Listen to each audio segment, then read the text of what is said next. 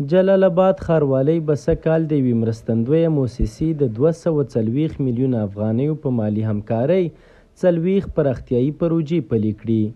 د دغو پروژو له ډلې د 11 پروژو د عملي چارو د پیل مراسم نن ترسره شول چې 4 پروژې به په 1مه، 3 په 6مه او یوه پروژه به په لومړۍ، 2مه، 4مه او 8مه ناحیه کې پلي شي.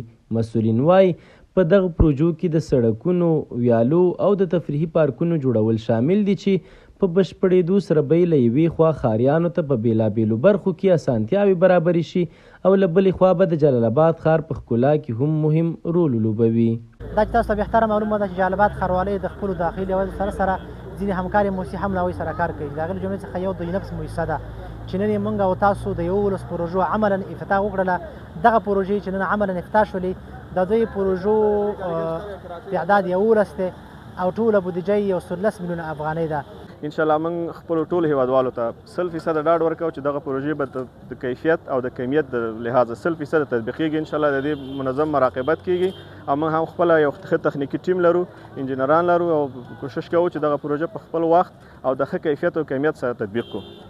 په ورته مهال د جلال آباد ښاریان د سړکونو او ویالو جوړولو په پروژو خوښي څرګندوي او زیاتوي چې په پلي کېدو به یې تر ډېره بریده هغه ستونزې حل شي چې دوی ورسره له اوږدې مودې راهیسې مخ وو. دلته دا کومې 11 پروژې چې ترسره کیږي نو دلته به خلکو ته د کار زمینه هم پکې برابره شي، غریبانانو لپاره سړکونه به هم پاخه شي او دا لښتي چې کوم یو دي دا به هم پاخه شي. نو آینده کې هم ډېره تمه ترې کېږي چې نور موږ کار ته او خدمت ته ضرورت لرو.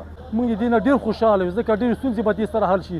ځکه اوبه په سړکو روان تر زیات بارانونه وشي، ډېر دیوالونه یې ویوړله، سړکونه خامه دي، نو دې سره به ډېر اسانتیا راشي. د یادو پروژو له پلي کېدو سره سلګونو کسانو ته د کار زمینه هم برابریږي چې کارګران یې ډېری هغه کسان دي چې له کډوالۍ وروسته تازه هېواد ته راستانه شوي دي. مخکې چې راتللو پاکستان کې خلکو ویل چې کار نشته او شکر دی اوس کار لرو او یو مړی رزق ګټو. زه ډېر زیات خوشحاله یم چې دغلته په دغه پروژه کې کار کوم او ډېرو ځوانانو ته په دغه پروژه کې د کار زمینه برابره شوې ده او د ښاروالۍ څخه هم دغه غوښتنه لرم چې په آینده کې دغې ناحیې ته نورې پروژې هم راوړي. د یادونې وړ ده چې په دا وروستیو کې جلال آباد ښاروالۍ د ښاري ښکلا او اسانتیاوو د رامنځته کولو لپاره د ښار په بېلابېلو ناحیو کې د رغنیزو پراختیایي پروژو د پلي کولو لړۍ چټکه کړې ده. عزیز الحسن نعماني، حریت راډیو، جلال آباد.